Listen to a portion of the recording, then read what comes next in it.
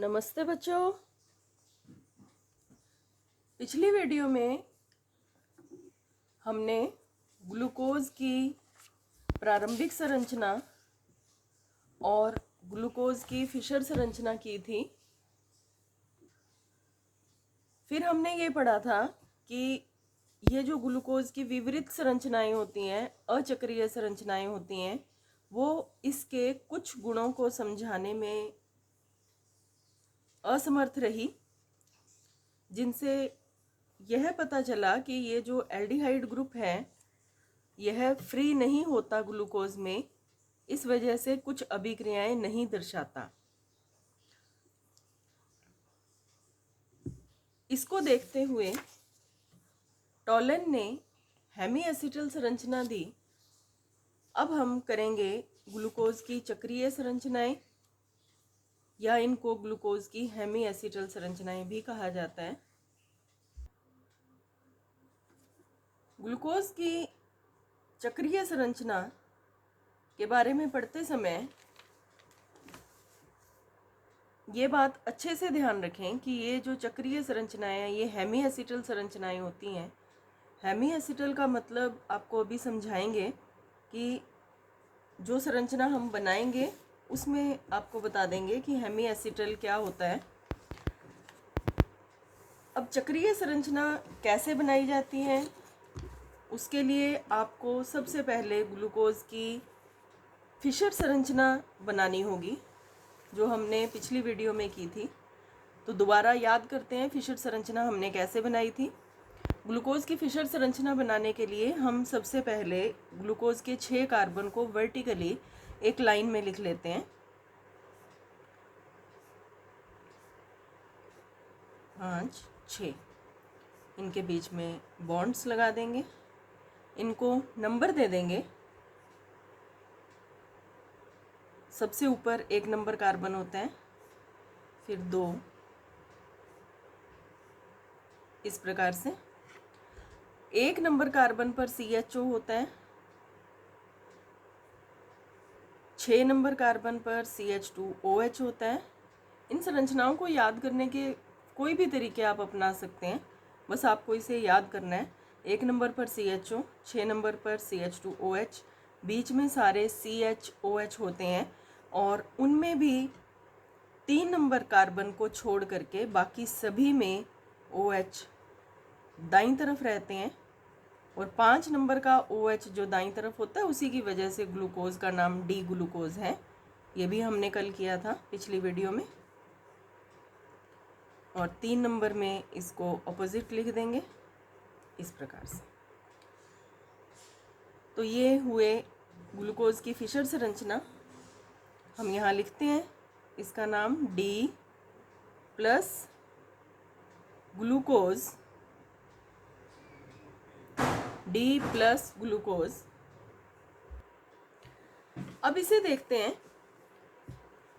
चक्रीय संरचना बनाने के लिए क्या किया जाता है। C5 का OH समूह CHO के साथ योगज जुड़कर 2 प्रकार की चक्रीय संरचनाएं बनाता है, एक अल्फा और एक बीटा। अब इसको समझेंगे। ये C5 है, ये इसका OH है और ये है CHO। तो C5 का OH CHO के साथ क्रिया करता है, 2 प्रकार की संरचनाएं बनती हैं। तो देखिए पहले हम बनाते हैं इसकी अल्फा संरचना।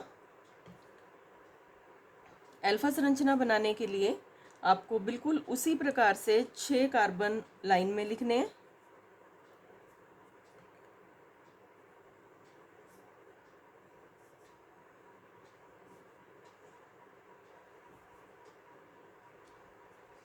बॉन्ड्स, इनके नंबर,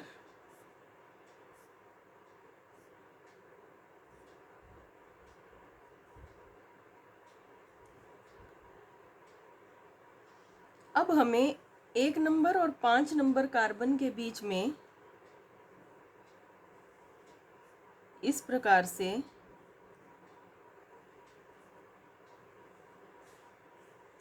ऑक्सीजन दिखाना है। आपको बताते हैं कि ये ऑक्सीजन कहाँ से आई।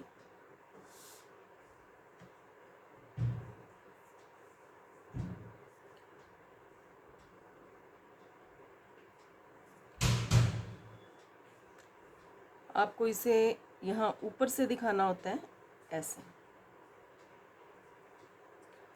और अब इन सभी कार्बन्स पर आपने बाकी के समूह लगाने हैं। नीचे वाले कार्बन पर जैसे था वैसे का वैसे ही CH2OH लिख देंगे और इन सभी पर अब CHOH आ जाएगा।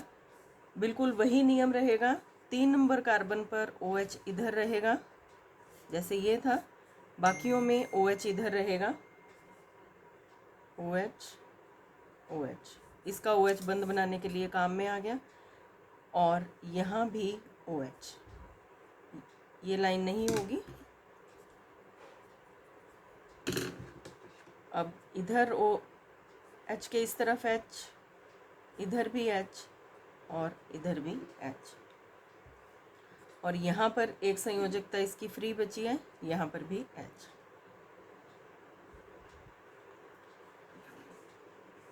ये ऑक्सीजन यहाँ कैसे आया, ध्यान दें। ये OH और ये CHO रिएक्ट करते हैं। CHO वास्तव में इस प्रकार से होता है, ये C double bond O H इस प्रकार से होता है। इस OH का O तो यहाँ आ गया, ध्यान दीजिए। इस OH का O इधर आ जाता है, ये वाला H इस O के साथ जुड़ जाता है, OH बना देता है और ये H अपनी जगह पे रह जाता है। दोबारा देखिए, इस OH का, पहली बात तो आपने ये ध्यान देनी है, इस OH का O इधर आ जाता है, ये वाला H इस O के साथ चला जाता है और OH बना देता है और ये H अपनी जगह पर जैसे था वैसे का वैसे ही रह जाता है। तो यहाँ CHOH हो गया, ये O, ये इस प्रकार से चक्रीय संरचना बन जाती है। इसको हेमी एसिटल संरचना इसलिए बोलते हैं। हेमी एसिटल का मतलब होता है जब किसी एक कार्बन पर एक तरफ R जुड़ा हो, मतलब कार्बन श्रृंखला हो, दूसरी तरफ ऑक्सीजन के साथ R जुड़ा हो, एक तरफ OH जुड़ा हो और दूसरी तरफ OR जुड़ा हो। इसे देखें, ये संरचना देखिए, ये कार्बन है। हेमी एसिटल मैं आपको यहाँ बना के बताती हूँ। एक कार्बन है जिसके एक तरफ ऑक्सीजन के साथ एल्काइल समूह या कार्बन श्रृंखला है, एक तरफ OH है, एक तरफ बिना ऑक्सीजन के सीधी कार्बन श्रृंखला है और एक तरफ है हाइड्रोजन। इस प्रकार से अब इस कार्बन को देखिए, एक तरफ हाइड्रोजन आ गया, एक तरफ OH आ गया, एक तरफ कार्बन श्रृंखला आ गई, ये R हो गया, और दूसरी तरफ ऑक्सीजन के साथ कार्बन श्रृंखला, ऑक्सीजन और ये उसकी कार्बन श्रृंखला हो गई। तो इस संरचना को कहते हैं हेमी एसिटल संरचना। ये जो डी ग्लूकोज से ये चक्रीय संरचना बनी, ये एक प्रकार से और भी बन सकती है। दोबारा बनाते हैं इसी संरचना को। 6 कार्बन लिखेंगे,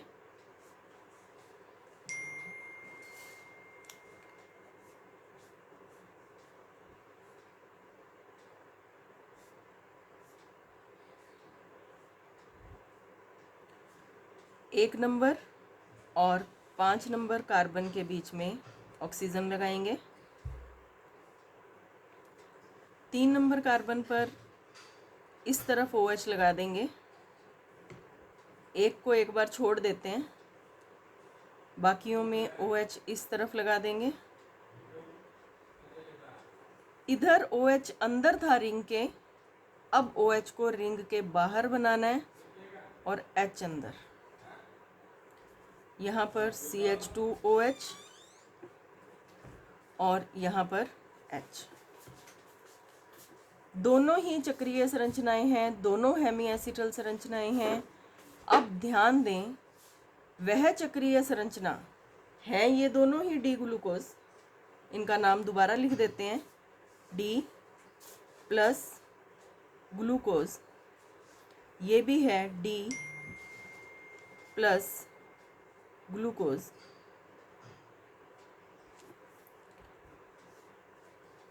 वह चक्रीय संरचना ग्लूकोज की जिसमें OH रिंग के अंदर है, रिंग के अंदर है, वो कहलाती है अल्फा संरचना। वह चक्रीय संरचना जिसमें OH रिंग के बाहर है उसे कहते हैं बीटा संरचना।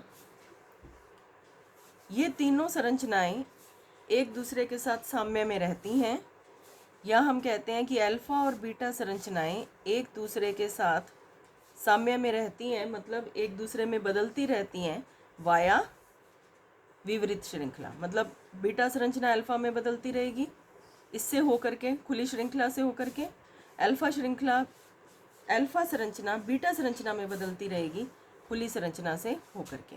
तो इस प्रकार से ये संरचनाएं बनती हैं। इनको कहा जाता है ग्लूकोज की चक्रीय संरचनाएं। तो हमने सीखा कि किस प्रकार से फिशर संरचना से चक्रीय संरचना बनानी है। इनको याद रखने के लिए आपको तरीका फिर से बता देती हूँ। फिशर संरचना लिखिए।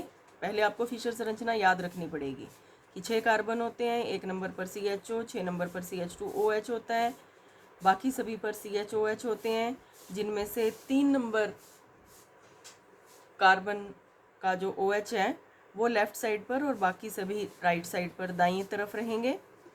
अब इससे जब चक्रीय संरचना बनानी है तो 5 नंबर और 1 नंबर के बीच में इस प्रकार से O लगा देंगे।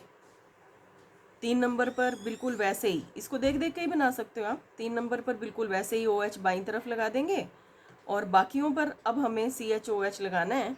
और लगाते समय ध्यान रखना कि ये जो OH हैं ये तो बिल्कुल जैसे थे वैसे के वैसे ही लगते हैं। 1 नंबर का जो CHOH है, अगर OH अंदर आ जाता है रिंग के तो वो अल्फा संरचना हो जाएगी, अगर OH रिंग के बाहर रहता है तो वो बीटा संरचना हो जाएगी। और CH2OH जैसे था वैसे ही रहेगा और 5 नंबर कार्बन पर हाइड्रोजन जैसे था वैसे ही रहेगा। तो आज इस वीडियो में हम इतना ही करेंगे, बहुत धीरे धीरे चलेंगे क्योंकि ये संरचनाएं आपको कंफ्यूज कर सकती हैं। इस वीडियो में हम इतना ही करेंगे। आज आप इसकी प्रैक्टिस करें अच्छे से और नेक्स्ट वीडियो में हम ग्लूकोज की एक और संरचना बनाएंगे जिसको हम कहते हैं हावर्थ संरचना। वो हम इन अल्फा और बीटा संरचना जो चक्रीय संरचनाएं हैं, हेमी एसिटल संरचनाएं हैं, इन्हीं से आगे हावर्थ संरचनाएं भी बनाएंगे। Thank you.